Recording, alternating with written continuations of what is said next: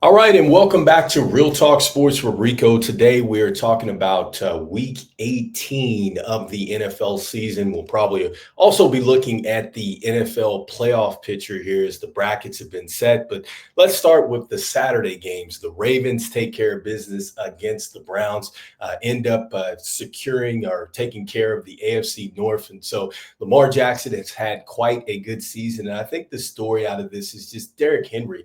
Derrick Henry has been a great addition to the Baltimore Ravens. A lot of people were wondering if he had anything left in the tank, and he has plenty left in the tank as the Ravens are now 12-5, top of the AFC North. The Bengals take care of business. They finish on a winning note, win against the Steelers 19-17. Unfortunately, they get edged out of the playoffs, and I think that just the bottom line here is that the Bengals were into some close contests. They just never could really finish the deal. And I think that they had some unfortunate breaks this season. And that's kind of what put them in the situation that they are in ultimately to not make the playoffs. And the Steelers, look, they had a hot streak. And then, over their last couple games have really struggled. But, they lose today in this one, but 10-7 puts them in. We'll be talking about the playoff brackets here in a moment. Next up, the Panthers take care of the Falcons. And so just a lot of credit to Bryce Young. I mean, I think a lot of people were thinking that this was probably going to be it for Bryce Young. They put Bryce Young back in the game. He accounts for five touchdown passes, and it might have been actually one of the better games in the NFL on Sunday because they went into overtime. And for the Panthers to take care of business in overtime like this is good for Bryce Young. I hope that he has a very good career moving forward, if not with the Panthers, which I think it probably more than likely is. I think at this point, I think that they should give him a shot somewhere else, if not there. But anyway, Bryce Young looking very good, starting to look like that top draft pick that the Panthers went out and drafted. So hopefully they can build around him. With the Falcons, Michael Penix Jr., he's definitely the future for the Falcons. I think that there were a lot of things that I saw in his game that certainly it correlates to what he was doing for the University of Washington. You can definitely see that him and Drake London are getting very comfortable as far as their connection. And so, look, Michael Penix Jr., I think, is going to be that guy. You pair that with Bijan Robinson, who had a very nice game, 28 carries, 170 yards, and 2 touchdowns. Like, this team is going to be very good. They've just got to figure out a way to get better defensively, cut down the turnovers, but they missed the playoffs. And so next up, the Commanders and the Cowboys. And so Jake Daniels was taken out of this game. Wasn't an injury, but it was reported that he had some leg soreness. And so Dan Quinn went ahead, elected to take him out of the football game. No problem. The Washington Commanders go to Marcus Mariota. He takes care of business there. He had a huge 4th down run, and then he had a pretty thrown fade pass to Terry McLaurin, which really settled the water for the Washington Commanders, taking care of business against the Cowboys on the road. And Trey Lance started in this one. So Trey Lance did not look bad, 20 of 34, 244, but he did some great things as far as getting out of the pocket as well. And so we know that Trey Lance was a top pick out of the draft with the San Francisco 49ers, got traded off. And so maybe he's some good insurance here if something does happen to Dak Prescott. I think that Rico Dowdle had a very good year. He was over 1,000 yards for an undrafted free agent. So, I think the Cowboys have got to make a decision there. More importantly, they got to figure out what they want to do with Mike McCarthy. I mean, because his contract ends. Is he going to come back is the question. And so next up, the Bears and the Packers. And so tough year for the Bears. I think that they do finish on a high note by beating a division rival in the Green Bay Packers. Now, Jordan Love does go out of that game. It was ruled an elbow injury, but he kept kind of looking down at his hand or whatnot. So hopefully, it's not anything serious. It looked like he could have gone back into the football game, which is a good thing. And so, with Caleb Williams, I mean, they take care of business. They almost have a fumble, which cost them this game. But it doesn't help the Bears, but it hurt the Packers in the sense that it pushed them down to the 7th seed, helping the Commanders get to the 6th seed. And with that, now the Packers are going to have to take on the Philadelphia Eagles, which is a rematch to week 1 of the NFL season. Next up, the Texans and the Titans. And so it's been a tough year for the Titans. I think the biggest takeaway from the Titans season is just they've got to figure out what they want to do from a quarterback standpoint. I'm not sure that Will Levis is going to be the guy for them. Calvin Ridley actually had a very good year, surprisingly, with the just ups and downs that they had in the passing game. At 3-14, very much a rebuilding project for the Titans. With the Texans, look, they come back. They're in the playoffs. They're 10-7. I know a lot of people are going to look at this whole sophomore slump with C.J. Stroud or whatever the case may be. Anytime your football team is able to get into the postseason 2 years in a row, you're doing something right. Look, not every season is the same. I think that the Texans can be dangerous in the playoffs. They're in there. So next up, the Colts and the Jaguars. And so, look, the Jaguars fired Coach Peterson, which I think that was probably going to happen with Doug Peterson. I think that he was probably out the door. The team just didn't respond very well to him. After they had that huge comeback against the Chargers, they gave the bag to Trevor Lawrence, and it just hasn't worked for whatever reason. So interesting to see what direction they go as a franchise. I think that they have several different needs to meet. So it's a tough season for them. With the Colts, look, they finished at 8-9. They were in it for the most part. And I think that the question still remains with the Indianapolis Colts is at the quarterback position. What are they going to do with their quarterback? Because, Richardson did not play. Anthony Richardson did not play. And he's their franchise quarterback. And this is something that was talked about when he was drafted. They're saying that if he does reach his potential, if you were, the GM that didn't draft him, then, you're probably you're going to be looked at as why you didn't draft him. But if you're the GM that drafted him and he doesn't live up to the expectations, you probably get fired. And so I'm not sure where we are with Anthony Richardson. I know it's just this year 2, but he still struggled with injuries and things like that. And so this is something the Colts are seriously going to have to figure out if they're going to take the next step. Next up, the Patriots and the Bills. And so the Patriots take care of business. They win against the Bills. And, the story out of this one is Coach Mayo gets fired, which was interesting to me because, when you look at this Patriots team, they were not expected to compete. And I think one of the biggest key takeaways here is that Joe Milton III, right, out of Tennessee, he played very well. And he played very well in Tennessee. And so I want to see this young man play some more. I think he played very well during the preseason. And I know that they have their guy, in Drake May. But let me tell you something, that Joe Milton can play. And so I want to see him play a little bit more. Maybe he pushes Drake May next year. I know the Patriots still have a lot of things that they need to fill with their roster. But, Coach Mayo got fired. And I think it's unjust. It's not fair because at the end of the day, they just don't have enough on this roster to compete. Next up, the Eagles and the Giants. And so the Eagles win 20-13 despite sitting Barkley and Jalen Hurts. And I think one of the key takeaways out of this is that we just talked about Coach Mayo who got fired. But then you look at, the Giants head coach, and he doesn't get fired. And this is what's interesting here because I think that they have actually gotten worse each year that he's been there. And so that was interesting, but he still got a job there. And I think the Giants, they have a lot to figure out. And so are they going to go with the quarterback, which I think that they should. I think that they really should have did that maybe last season, even though I do like the Malik Neighbors pick. Like I think that was tremendous for them. But I think it was clear that they also needed to get a quarterback. And so I think that that's something the Giants just waited to do. They were reluctant to do, and they should have done that. So next up, the Buccaneers and the Saints. And so this game was much tighter than it really should have been. And the Buccaneers ended up winning. Mike Evans goes over 1,000 yards for 11 straight seasons. So that's huge for him. I think he ties Jerry Rice.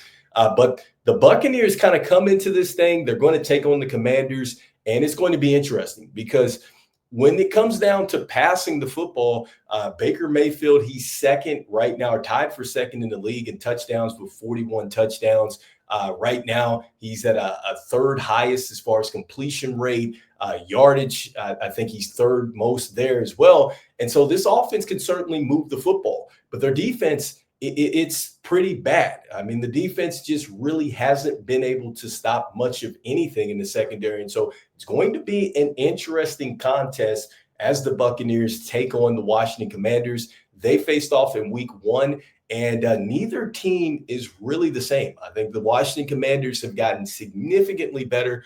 The Buccaneers, I don't know if you could say they've gotten worse. I mean, they have gotten better in the run game, but yeah, it's going to be an interesting game. I think that that's going to be one of the best contests in Wild Card Weekend. So next up, the Broncos and the Chiefs. And so shout out to the Broncos. They make the playoffs. I didn't think that they would be able to come back from that dismal season that they had last year. Bo Nix played very well. He had 4 touchdowns in this one. I know the Chiefs rested just about everybody, but hey, they're in the playoffs. Let's see what they can do. The Raiders and the Chargers. And so we find out that Coach Pierce has been fired for the Raiders. And once again, I think this is another situation where the team just has not put the talent level out there. You've traded off, a Pro Bowl wide receiver in Devontae Adams. And so it's a mess over there with the Raiders. And so they've got to figure it out. The Chargers, they're in the playoffs here, looking to see what Coach Harbaugh is going to do. And I think that this is a team that can certainly hold its own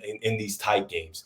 The Seahawks, they finished with a winning record. The Rams end up losing, but they're still in the playoffs there, so 30-25 in that one. The Dolphins and the Jets, and so the Jets, 32-20.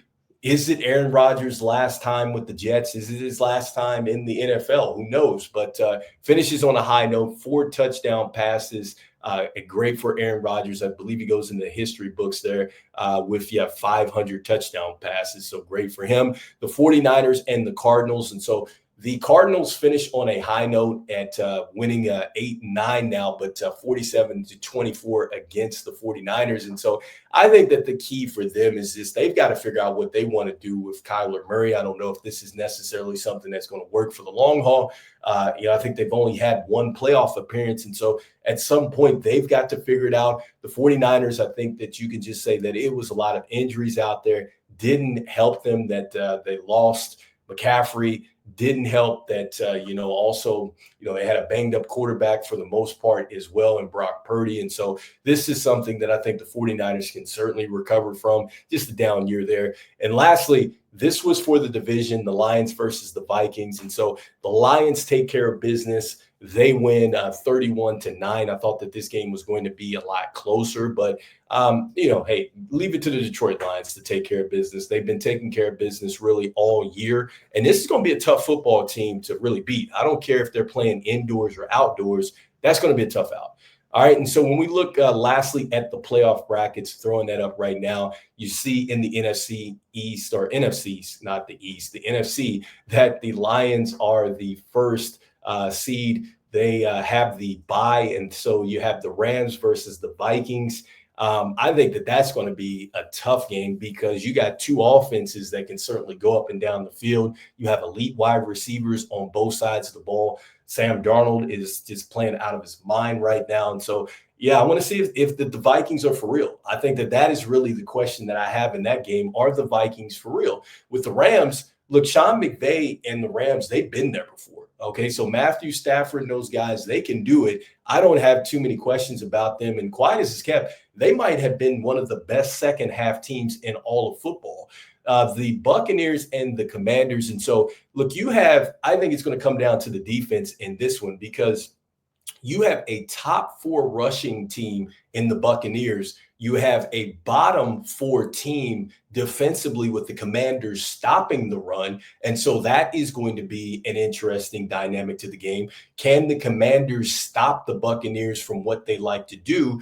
And then next, as far as the secondary is concerned, the Bucs love to pass the football. I just talked about how good Baker Mayfield has been, but the Commanders traded for Marshawn Lattimore. Quiet as it's kept, they are 3rd in the league as far as giving up passing yards. So this Commanders secondary, is a lot more better than what people anticipated being, and it's gotten better since week 1. So I think if you take Baker Mayfield out of the equation, that's going to be tough for the Buccaneers. And defensively for the Bucs, look, they have really struggled stopping the pass, like the 249 yards per, and so they can be had. And so it's going to be tough for the Commanders. Next up, you have the Eagles and the Packers. And so that is a rematch of week 1. And I just think that with the Eagles, you have a team that, they've come in a little bit on a down stretch here the last couple weeks. They had a tough loss to the Commanders. They've obviously been able to win without Jalen Hurts, but he's been off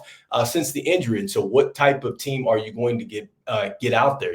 Are they too rusty? And so that's going to be the question. So, and then also too, will Jordan Love be able to play? On the other side of this thing, you got the Chiefs at number 1. You got the Texans and the Chargers. And so Texans and Chargers, I think that that's going to be a terrific football game as well. Coach Harbaugh has been there before. He's been to the Super Bowl. The Texans, they've got all this hoopla with them coming in and it being a sophomore slump. But quiet as it's kept, they're the 4th seed in the AFC, and either one of these teams wouldn't surprise me if they make a run. The Ravens and the Steelers, that is going to be just a very physical football game between those two.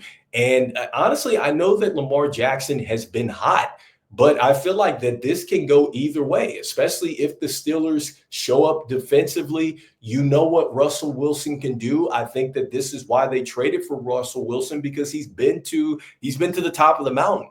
And so I think that with Coach Tomlin, he finally has a quarterback that he believes in, that he can trust, and that they can really dial up some things offensively as far as throwing the football. And so, I think the key for them is, do they have a running game with Najee Harris and the backs that they have with the Steelers? Can they really pound on that Ravens defense and wear them out? Like, that's going to be the question.